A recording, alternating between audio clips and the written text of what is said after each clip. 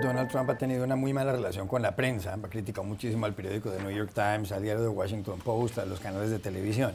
Esta semana se reunió con los grandes periodistas de programas televisivos, por ejemplo George Stephanopoulos de la ABC o Wolf Blitzer de la CNN, pero también con los presidentes de las compañías.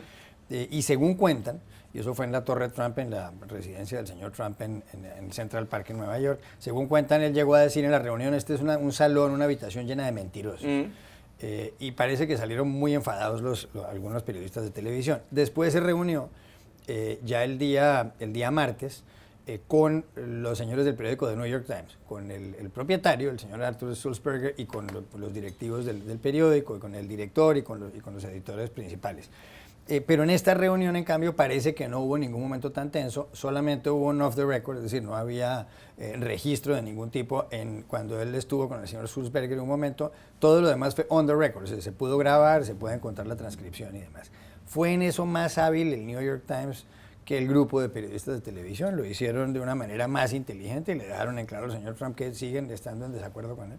Bueno, es distinto en el sentido de que esto era una reunión en la redacción del New York Times, mientras que lo otro, digamos, estaban los periodistas en las oficinas o en la residencia de Trump. Y bueno, el New York Times hubo toda esta polémica de cancelar o no cancelar el encuentro, precisamente porque el diario defendió que fuera on the record. Entonces yo creo que allí pues les ha salido bien porque ha conseguido, obviamente, que estemos hablando de ellos, que hayan salido titulares de la reunión y obviamente exponer a Trump, ¿no? Ellos han publicado en su página web la transcripción de esta reunión. Bueno, es interesante la fascinación, odio del señor Trump con el diario New York Times. Él dice que es un lector feroz y que le encanta el diario, pero dice que al mismo tiempo quizá podría vivir 20 años más si no lo leyera, y continuamente hace tweets llamándolo a fallido New York Times, pero al mismo tiempo les da entrevistas y les da un acceso privilegiado. Entonces, bueno, como una persona de Nueva York, también eso de ser interesante su relación con el principal diario de la ciudad. Bueno, yo creo que ahí será muy interesante ver un poco de lo que hablábamos antes. Trump durante la campaña criticó mucho a los medios de comunicación, sobre todo al final, ¿no? Si vas a un meeting de Trump había cánticos contra los medios y la gente se giraba y apuntaba a la tribuna de prensa, sobre todo a la cadena CNN, que se convirtió como en su grito de guerra. Y ver cómo en estas 2 semanas que llevamos como presidente electo ha mantenido, o sea, es más comedido, pero ha mantenido diciendo a Failing New York Times, diciendo que los medios deshonestos estaban alentando las protestas en su contra. Sí. Entonces, será muy interesante ver el papel, obviamente, de un presidente en un país que venera la libertad de expresión. ¿Cuál es su equilibrio, ¿no? Si sigue como presidente, cuando ya sea presidente, criticando a los medios de comunicación o no. Y al mismo tiempo me parece muy interesante, que esto ya da para otro debate, cómo Trump, él está buscando, yo creo, también crear sus propios canales de comunicación, que el vídeo que saca el lunes de lo que harán sus primeros 100 días, lo saca en YouTube y no da una rueda de prensa, sino que lo saca por sus propios canales para llegar a su gente, esquivando a los medios de comunicación tradicionales, me parece relevante en el sentido de que, claro, de que yo creo que él, en cierto modo, sabe que los necesita, pero quizá no los quiere necesitar tanto. Juan Carlos Hidalgo. Sí, va a ser bastante interesante ver esta relación tirante entre el presidente electo y el futuro presidente de Estados Unidos y la prensa. Mencionábamos anteriormente que ya no tiene el coco de Hillary Clinton, entonces parece que el nuevo coco de Donald Trump va a ser la prensa, y probablemente este va a ser el enemigo que todo populista necesita un enemigo externo, ¿verdad? Entonces probablemente el enemigo externo se va a convertir en los medios de comunicación. Es interesante ese punto. Ya ha dicho él de que no va a buscar modificar las leyes sobre calumnias y demás, que fue una amenaza que ventiló durante la campaña, muy preocupante en un país que venera la libertad de expresión, porque le dijeron que no tanto por su respeto a la institucionalidad de la independencia de la prensa, sino porque le dijeron que si se abren las leyes de calumnia él también podría ser demandado. Entonces eso como que lo controló. Pero bueno, recordemos de que por algo la presidencia de Estados Unidos se le llama el bully pulpit, el púlpito del matón, ¿verdad? Es una oficina que cuenta con mucho poder, muchas prerrogativas, y que entonces puede hacer uso de las mismas. Tal vez veremos la relación más tirante entre los medios de comunicación y un presidente de Estados Unidos desde Richard Nixon. Recordemos a los extremos que fue Richard Nixon para tratar de acallar a la prensa en Estados Unidos. La pregunta es si Donald Trump hará algo similar. Dori Torija. Yo cuando ayer leí este titular, y estaba en portada además del Washington Post digital, yo confieso que me molesté mucho. Primero, no estoy muy segura que la prensa ahora mismo estemos en condición de darnos palmaditas en la espalda, porque se han cometido muchos errores y creo que habría que hacer primero esa reflexión que, por ejemplo, el New York Times ya ha hecho, el mea culpa, pero creo que deberíamos hacer todos y mucho más profunda antes de empezar a congratularnos por éxitos. Y sobre todo porque el titular o el artículo no hace la reflexión completa.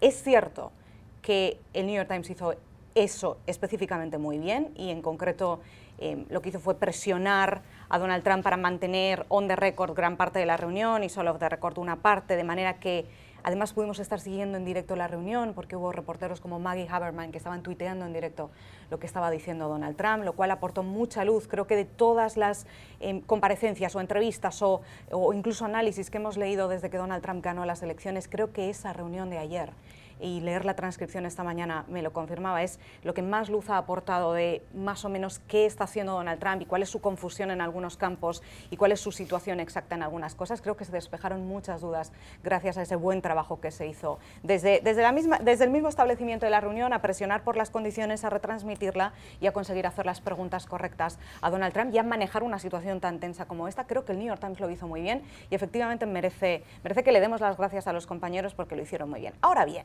lo que no estamos diciendo es lo que no hizo el New York Times ni ninguno de los otros medios estadounidenses o nuestros en general. Lo que no hizo ningún medio, que fue subrayar cómo Donald Trump fue ayer quien manejó los tiempos. Donald Trump fue ayer quien puso los temas de la agenda mediática sobre la mesa. Donald Trump es el que eligió, tuiteando a las 6 de la mañana, que de lo que íbamos a hablar todos durante ese día es de su problema con los medios de comunicación, específicamente con el New York Times. Y de lo que no se estuvo hablando durante horas, ni en esa portada del Washington Post, ni en el New York Times, ni en ninguno de los grandes medios, es, por ejemplo, como Donald Trump había decidido no juzgar a Hillary Clinton o como Donald Trump estaba cayendo al negar la legislación actual en un potencial conflicto de intereses. Él fue quien marcó desde primera hora que el tema iba a ser el conflicto suyo personal con el New York Times. Y vamos a ser sinceros, pero esto a la mayoría de ciudadanos no les interesa nada.